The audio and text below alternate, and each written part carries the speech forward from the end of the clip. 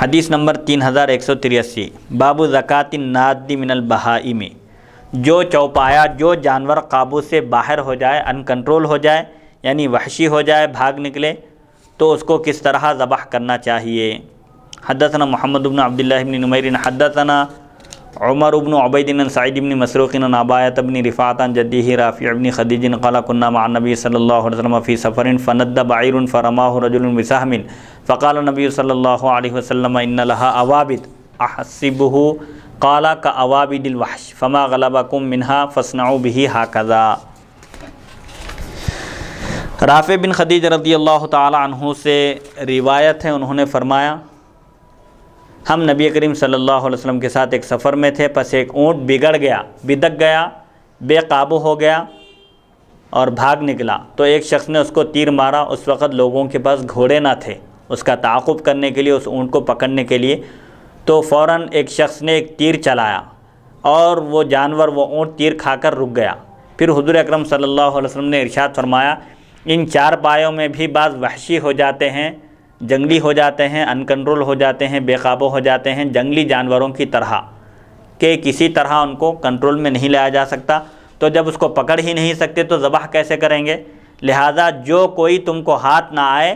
اس کے ساتھ ایسا ہی کرو، یعنی جو جانور اپنے کنٹرول سے نکل جائے، ہاتھ سے چھوٹ جائے اور اس کو پکڑنے کی طاقت نہ ہو تو فوراً تیر چلاؤ، یا شکاری کتا ہو تو بسم اللہ واللہ اکبر کہہ کر اس کو چھوڑو، اور تیر چلاتے وقت بھی بسم اللہ واللہ اکبر کہہ کر تیر مارو۔ تیر لگ کر اگر مر جائے تو وہ جانور حلال ہوگا، اور اگر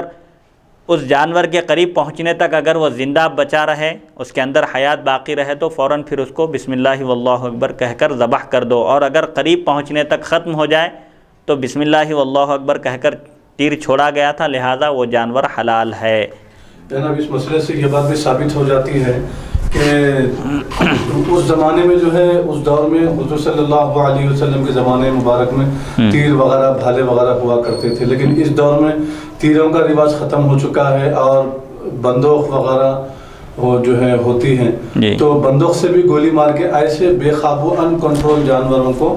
ہلاک کیا جا سکتا ہے، قتل کیا جا سکتا ہے، ذبح کیا جا سکتا ہے۔ لیکن بندوق کے بارے میں اختلاف ہے فقہا کا، سب اس کے قائل نہیں ہیں، کیونکہ اب وہ گولی جس پاور سے، قوت سے پہنچ کر لگتی ہے، تو کیا گولی کے لگنے سے دب کر وہ مر رہا ہے یا جانور، یا خون نکل رہا ہے اس کو؟ بہرحال مختلف اس میں شکلیں بتائی گئی ہے۔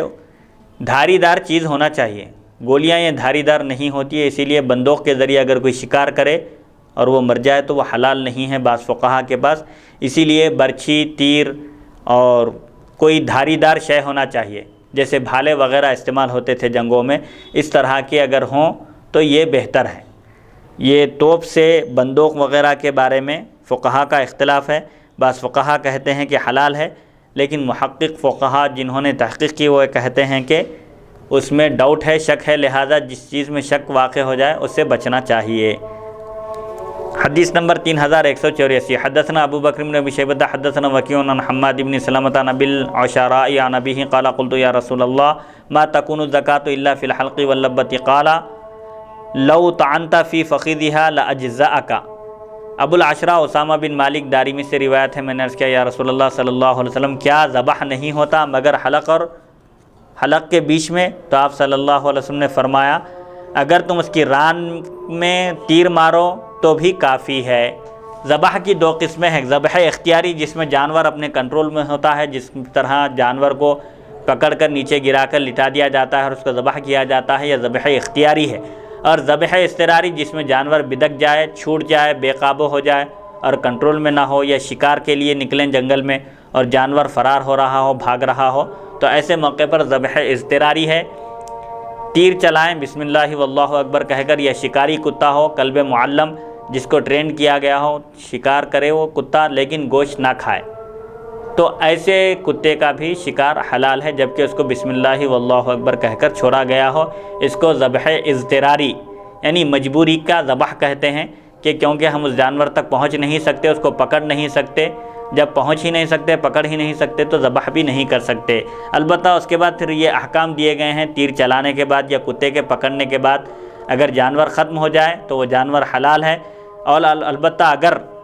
جانور کے ختم ہونے سے پہلے اگر ہم وہاں تک پہنچ جائیں تو فوراً پھر جانور کو ذبح کر دیں بسم اللہ واللہ اکبر کہہ کر۔ الحمدللہ اللہ کے فضل و کرم سے آج کی یہ ذبیحے کی نشست حدیث نمبر 3184 پر ختم ہوتی ہے۔ انشاءاللہ آئندہ اس کا تسلسل جاری رہے گا۔ اللہ تعالیٰ سے دعا ہے کہ وہ ہم کو سننے اور سنانے سے زیادہ احکام شریعت پر عمل کرنے کی توفیق عطا فرمائے۔ وصلی اللہ تعالیٰ علی خیر خلقہ سیدنا محمد و آلہ و صحبہ اجمعین والحمد للہ رب العالمین۔